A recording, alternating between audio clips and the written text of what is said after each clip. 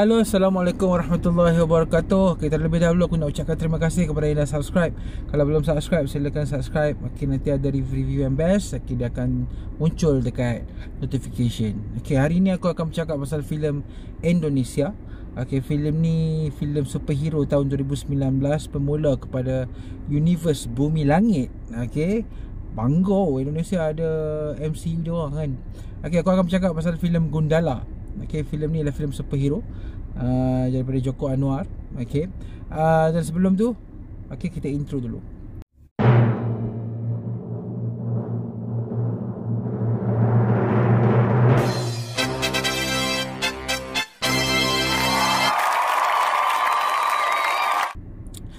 Gundala ni sebelum tu aku nak cakap aku tonton dekat Vudu. Vudu ni memerlukan VPN lah untuk tonton, dan kita boleh tonton dekat Vudu secara percuma. You just ada VPN sahaja. Filem Gundala ni merupakan filem superhero macam aku cakap tadi. Kisah dia lebih kurang lah pasal Gundala. Kalau ikut komik dia, Gundala Putera Petir kan, macam tu lah, tak silap. So kisah dalam filem ni lebih kepada origin story tentang watak Gundala. Sebab filem ni kalau sepanjang apa yang aku nampak, dia lebih kepada setup. Banyak benda-benda yang dikembangkan dalam filem ni tapi sengaja dibiarkan hilang, dibiarkan tergantung supaya idea-idea tersebut dapat dibesarkan dalam filem-filem mendatang.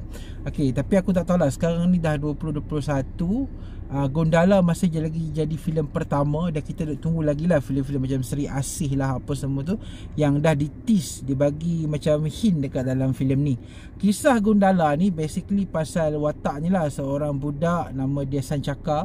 Waktu kecil dia ayah dia mati, lepas tu kena belot lah apa semua, lepas tu mak dia pun menghilang. Apa semua bila dia dah besar, dia rupa-rupanya bila dipanah petir dia akan ada power. So benda tu pun tidak ada background yang jelas kenapa petir tu pilih dia apa semua. Mungkin benda tu akan dihuraikan dalam filem seterusnya. Tapi dalam filem ni kisah dia ialah macam mana Sancaka ni menghadapi Pengkor. Pengkor ni watak Bron Palare, yang mana Pengkor ni merupakan seorang anak yatim, yang mana hidup dia, background dia macam kejam sikit lah. So bila dia dah besar, dia dah jadi seorang ahli politik yang agak kejam, dan dia orang gunakan satu macam virus macam tu lah, dia bubuh dalam beras supaya siapa yang makan beras tersebut dan dia mengandung, so anak dalam kandungan tu akan jadi macam cacat. So Pengkor akan try to solve this problem lah. So itulah lebih kurang cerita dia. Basically Gundala ni, sepanjang aku tonton filem ni, satu je masalah terbesar filem ni ialah aku tak ada feel filem superhero. Aku macam tonton filem ni seolah-olah macam aku tengok filem The Raid, aku tengok filem-filem aksi daripada Indonesia.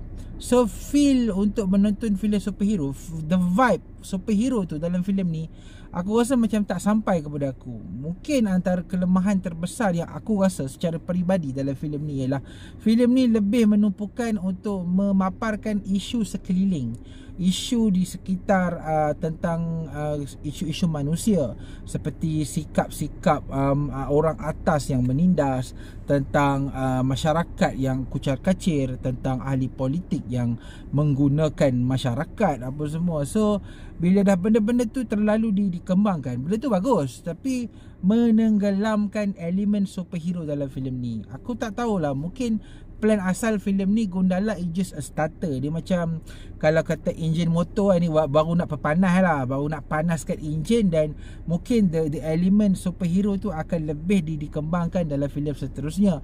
Tapi bila filem ni macam tidak ada aura superhero seperti mana yang aku harapkan dalam filem yang macam ni lah kan. Sebab ini adalah filem superhero Gundala, tapi benda tu lah menyebabkan aku rasa kurang sikit. Aku enjoy sebenarnya, aku seronok tayang movie ni. Movie ni kalau katakan, kalau kita buang sentimen superhero tu, kita buang dan anggap filem ni sebagai sebuah filem aksi, sebuah filem tentang seorang lelaki cuba untuk menumpaskan penjahat yang sedang memusnahkan masyarakat. Filem ni cantik, memang aku suka. Tambah pula dia punya sequence action dalam filem ni memang cantik, memang koreografi dia unik, dan memang kalau nak bandingkan dengan The Raid, okay, sebab The Raid ni kalau orang Malaysia memang dia aku compare dengan The Raid lah, sebab action dia kan memang padu. So kalau nak bandingkan dengan The Raid, Gundala ada koreografi yang jelas lebih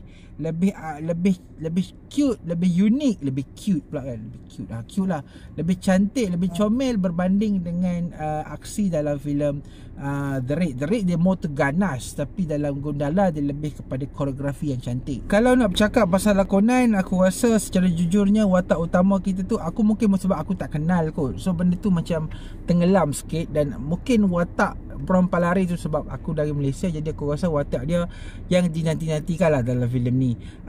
Aku tak nak cakap banyak lah pasal lakonan dia, pasal aspek-aspek semua tu. Aku rasa benda tu aku enjoy. Cuma aku puas hati satu, selain daripada action, dia punya what we call visual.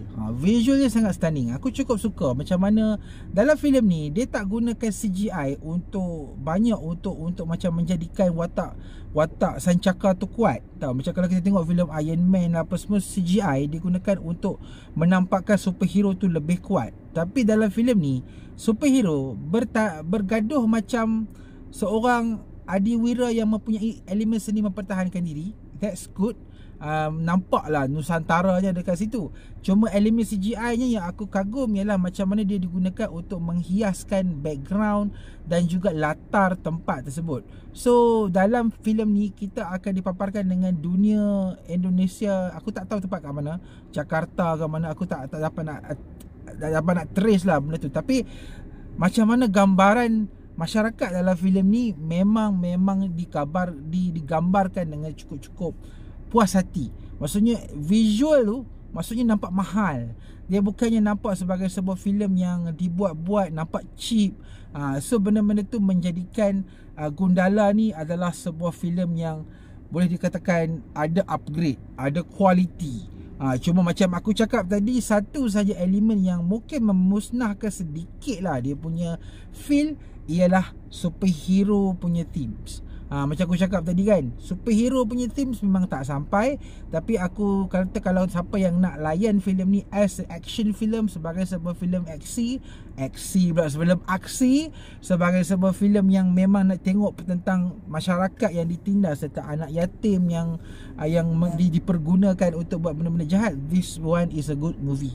So aku sebenarnya nak bagi filem ni 5 out of 5. Tapi bila sampai kat ujung filem, aku gagal untuk feel rasa dia punya superhero punya themes. Walaupun dekat ending tu ada kemunculan Seri Asih dengan post credit yang mungkin akan hint terhadap future punya Gundala kan dalam sequel seterusnya.